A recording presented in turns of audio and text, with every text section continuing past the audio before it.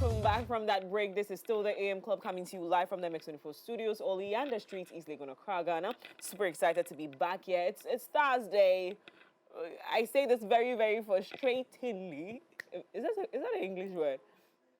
I think it is. And if it's not, we just invented it. Yes, we're leading. Because on Thursdays, we get to talk about, so it's more health and wellness, and so we get into conversations like that. But really and truly, that exposes us as well. The kind of lifestyles we live, the things we do. Of course, then you get to see whether you're doing the right thing, and you can get frustrated because doing the right thing is very difficult. But we're going to be talking about what is happening this morning. And of course, we're going to be getting into our health conversation this morning. We're discussing hemophilia awareness, and my doctors are here. They're about to scare the life out of me. I am ready for it. Dr. Nana J.Y. Wuku, she's senior specialist hematologist at University of Ghana Medical Center, my favorite hospital, by the way. Dr. Ivy Marie Agri, specialist hematologist at Kolebu Teaching Hospital. Never been there. Good morning. Good morning. I've never been to Kolebu before. Oh, okay. I'm telling you. I'm going to tell you something, right? I think I want to send this message through you. Okay. To management at Kolebu Teaching Hospital. That people are scared of Kolebu. When they hear Kolebu, they get scared. it's not the truth. But I think that the PR around it should be amplified a little bit. Okay. Because I fell in love with the University of Ghana Medical Center my very first time entering the place.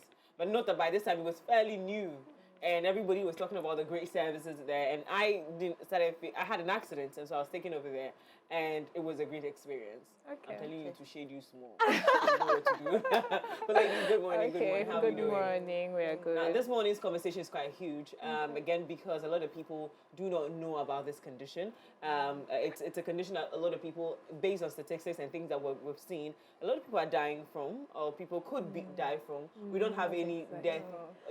Oh, not necessarily. There can be death. There can be death. A lot of people rather are having complications of the disease rather than directly dying. Directly dying. So now you have it. Not directly dying, but complications, because we're not identifying the disease early. We have no knowledge, little to no knowledge about it. And so that's why this day is very important. I'm going to start with you, Doc. Nana, let's in simple, plain language, what is hemophilia for someone listening this morning who've never heard even the name before, maybe even back in the day? Let's talk about hemophilia. What is it? All right. So hemophilia is an inherited disease that affects the body's ability to clot properly. So normally, in the normal individual, once you get an injury, there are some special proteins in the blood that work together to form a blood clot, a very stable blood clot that will stop you from bleeding. In hemophilia, there are changes in the genes that produces these special proteins known as clotting factors. So you have reduced or absence of these some of these clotting factors. And so the body is not able to produce a very stable blood clot to stop bleeding. And so individuals with hemophilia will have a delayed and prolonged bleeding. So basically that's hemophilia, yes. And we're saying that it's completely hereditary. Yes, it is. You cannot get it outside that. There is some form that is known as acquired, and it's because the body produces antibodies against these proteins, and it's usually secondary to some other disease. So you get an acquired form, but it's because of antibodies that are being produced by the body against these clotting factors or special proteins. Right. But so let's explain this. I'm going to come to you. Let's explain this. Who has to have hemophilia to be able to pass onto a child? So you've mentioned it that hemophilia is inherited. Yes. Right? And we always say that hemophilia is X-linked. It's an X-linked disease. From our little biology, if you remember. Those who studied I studied French, I didn't study biology. I don't know what that is. General You science. did general science. Me, my science teacher and I had beef. You know that females are XX and then males are XY, right? So if a male has hemophilia, that means it's on the X, right? So all his female children will be carriers of the hemophilia. But then all his male children will not have hemophilia because they will take the Y. Oh. You understand? Right. But if the female is a carrier of hemophilia, then it means that it's possible that her male children can have hemophilia. Oh. Yes. That's an interesting science right there. Yeah, so in simple terms, the mothers give to their sons, and then fathers make their daughters carriers. So you can be a carrier Yes. and not Have the disease. Yes. Which means that So you can pass it on. You can pass it to your children, Yes. your male children. Yes. Interesting dynamic. Wow. Hey, who? Oh no. Now, one of the things that will show that someone may have hemophilia or not, what signs should people look out for? Okay, so from childhood, they can have, in Africa or in Ghana, we circumcise our male children a lot. So sometimes post-circumcision, they may have prolonged bleeding. We've had some patients that they'll say that in their family, they do not circumcise their male children because in the past, they have lost male children because of post-circumcision bleeding. Because, I mean, they're young, 7 days, usually that's when circumcision occurs. They have very prolonged delayed bleeding. If they do not have access to early hospital care, then sometimes we've lost children because of that. So early post-circumcision, they have easy bruising. You notice that the child is bruised, but you can't really remember any trauma or any event that led to that. They may have frequent nosebleeds. They may have bleeding gum, especially when their teeth is erupting. Then they may have bleeding from their mouth. And then as they grow older and they become more active, they start bleeding into the joints, especially internal bleeding. So yes, into the joints, the knee joints, the ankle joints, especially the weight-bearing joints. They start bleeding into that. They start bleeding into muscles. So you notice the child has a bump. And they can't remember. Maybe they were just playing around, toddlers playing around, and they hit a table. If the person does not have hemophilia, you won't notice anything.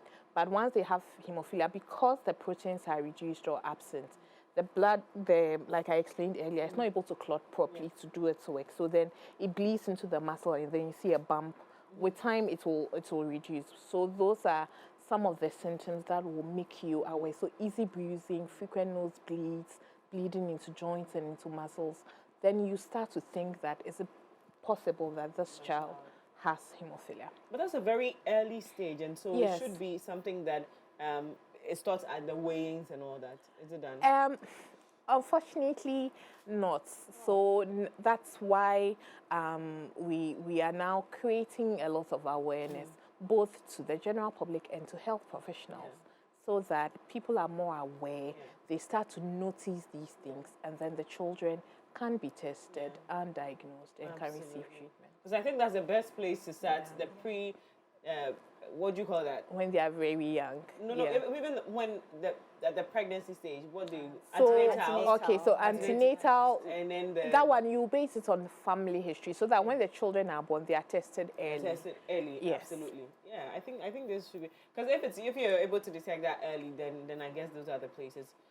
But then again, how do you diagnose? What is the procedure to diagnose a So patient? first, the history of it, as Dr. Luku mentioned. So if the mother knows that they are carrier, that's great history. But very few mothers know that they are carriers. So if in the family you find out that, maybe male children when circumcised have bled a lot, or there's history of maybe death after circumcision, or any history of prolonged bleeding in the family, then you begin to suspect that the person has hemophilia.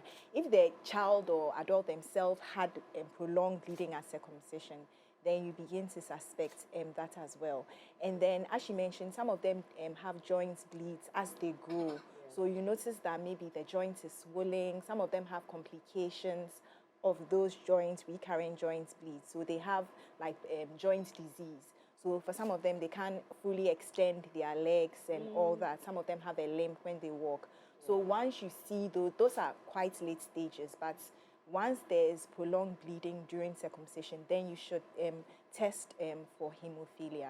You do as a blood test. It's a blood test. Yes, a blood test. So all you have to do is just To take your it, yes, blood and that will actually help you. So I think we skipped this because there are two main types of hemophilia. So there's hemophilia A and then hemophilia B, and that depends on the factor, the protein that is missing or reduced, right? So for hemophilia A, the protein that is missing or reduced is factor 8, and then for hemophilia B is factor 9. And this is important because in treatment, you have to give like the particular factor that is missing. That is missing. Yes. Interesting. So still talking on the treatment, at what point does it become, for lack of a better expression, useless to treat anything about hemophilia because then it goes into its most, like you said, complicated state? No, so there's never a point that is useless to treat. If they are caught early and in other jurisdictions where the factor concentrate, the medicine that you are giving to replace the missing or reduced clotting factors are available, we give treatment as prophylaxis. So it's to prevent the bleeding from even occurring. Okay. And usually it started from childhood. That's how come diagnosing is early is very important. Then you can replace it. In Ghana, we have limited access to these clotting factor concentrates. So what we do is on demand. Once a patient comes with a bleeding episode, be it nosebleed, bleeding into the joint, bleeding into the muscle, maybe passing bloody urine, then we give this clotting factor concentrate. So even if the person has a complication, once they've come in with a bleeding episode, then we'll give the treatment for it. Yeah.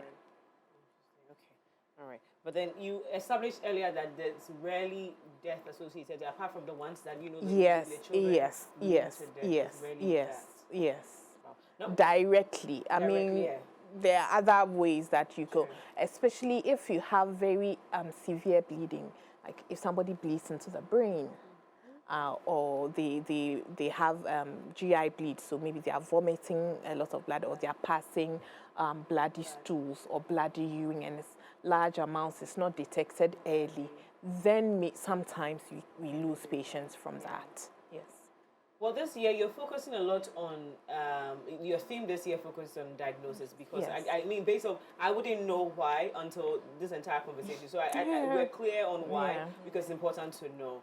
But then, what are the steps being taken to make sure that really this campaign is heard? I'm going to take it from both of you. So I'm going to start with you. Okay, so one is to create awareness. I mean, if you don't know about it, you won't want to go and test. You won't understand why you should spend money to test for it. So one is to create awareness, and then two, for to prevent some of the complications so if you know from infancy that you have hemophilia, then there are certain precautions that your doctors will advise you to take. So maybe don't go and do a lot of physical contact sports because that one you can get bleeds from it. If you are going to have a surgery, you probably need to get some factor before you have the surgery. Like there's advice that can be given to you if you know that you have hemophilia. Hemophilia. Yeah.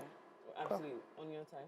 All right. So again, we're creating. That's why we're here this morning to let people know. We've done some educational videos so that we are posting on social media so that people will know, watch, and hear about it.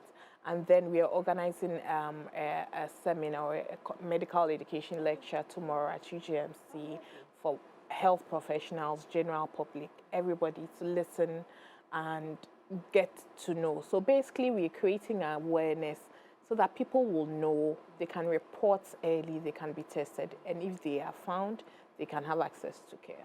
What myths about hemophilia would you like to rule out on the show before we go? Wait, please.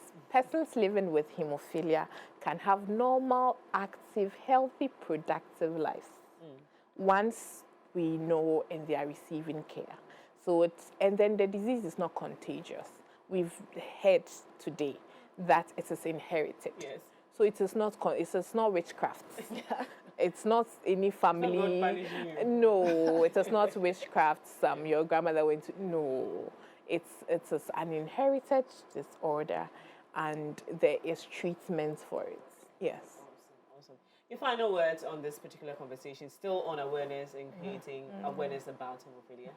So hemophilia is rare, but it exists, and we have patients who have hemophilia who are doing really, really well. So once you know your diagnosis, then your quality of life can improve because we can give you the care that you need. Absolutely. Indeed, your quality of life can improve once you get there on time. And I guess we can associate early diagnosis to all the kind of diseases that kill everybody. Yes, Once you know, once on time, you know, you're able to start managing it. The ones that need to be managed, the ones that can be cured. So did we establish on this platform that it can be cured completely? Well, We did it. there is Let's talk about that. Let's talk about that. there is gene therapy. It's not available. Yeah. There's gene therapy where the gene is delivered to the liver because the liver produces this clotting to produce the clotting factors so that the person it's fine. It's fine. But even outside, it's still very early cases of that. So for now, we manage it with the clotting factor concentrate. Absolutely. So in the future, we will find a cure. Yes. But now absolutely. it's still in management stages, and we have seen many conditions be now we have complete cure for them. Diseases that had no cure. We didn't even know how they show up. And so I guess there's hope. But then now you need to just diagnose early, make sure that you're noticing, especially in the children, because it would be very unfortunate to attribute the death of a child to some when it was just one situation that might have caused that, and this is also a manageable situation. And let me just add that the clotting factor concentrates are available in government facilities. In Kolibu, you can get Confanoche. We have some Takoradi, Sunyani, through the help of the Ghana Hemophilia Society in partnership with World Federation of Hemophilia. They're able to get the clotting factor concentrate. And patients do not pay for the clotting factor. They pay for the hospital service, because once you come, a doctor sees you, but the clotting factor concentrate itself is free. It's free? Oh. Yes, you just pay for the service that the hospital offers. But that's really wonderful. Yes. What's the organization again? Ghana Hemophilia Society. Ghana Hemophilia Society, doing a great job. Yeah. Great job. So yes, you see, you have no reason to not find out, especially when you have seen that you have these signs. Just go and get checked, okay? Yesterday, the president launched the basic primary health something. Healthcare, right? So go and get checked. Find out. Let's live a healthy life, because we're learning and growing together, but we need to be healthy to do that, right? And so just stay with us. Thank you so much, ladies, for coming. That was a really brilliant submission, and I'm learning here. Like I told you today, sometimes on Thursdays I get really, really scared, because when the doctors come in, they come to scare me. Oh no! But today I'm not scared. Today I've learned, and so I hope you have learned a thing or two that will guide you. Thank you so much for being a part of the show. We have more coming back here on the show. It's the Jump Pack Show. We'll be right back after this.